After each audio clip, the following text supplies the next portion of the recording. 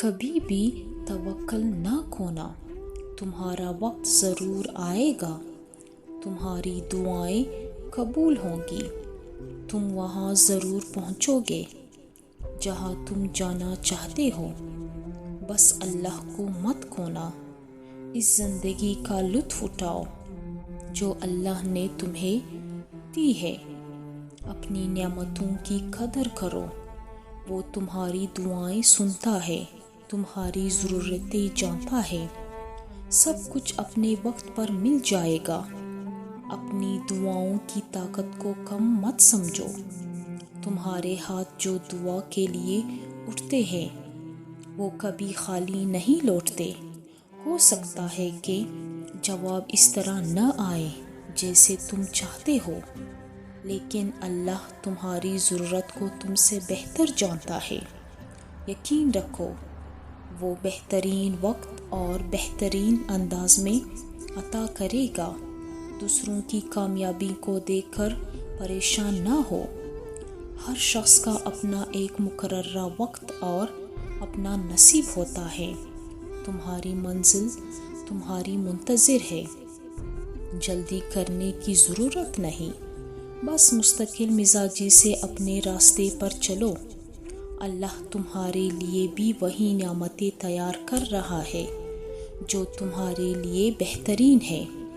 شکر گزاری کو اپنا شہر بنا لو۔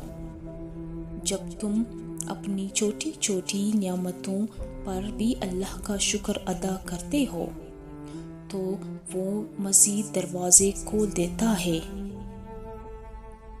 اپنی توجہ ان چیزوں پر رکھو جو تمہارے پاس ہیں، نہ کہ ان پر جو نہیں ہے۔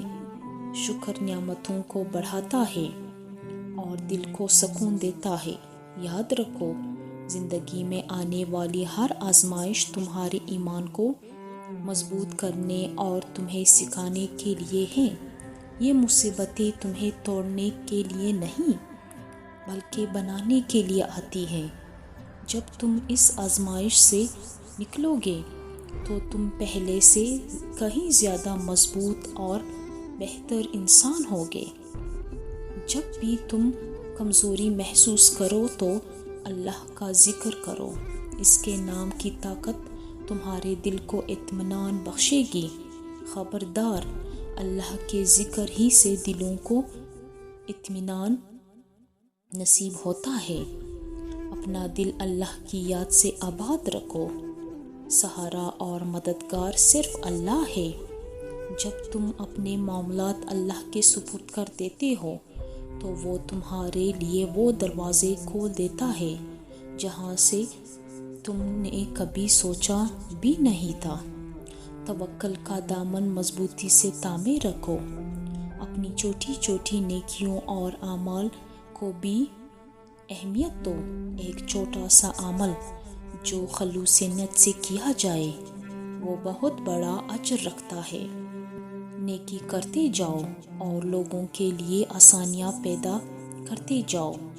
اللہ تعالیٰ تمہارے لیے آسانیاں پیدا کرے گا اور تمہاری منزل کو روشن کر دے گا۔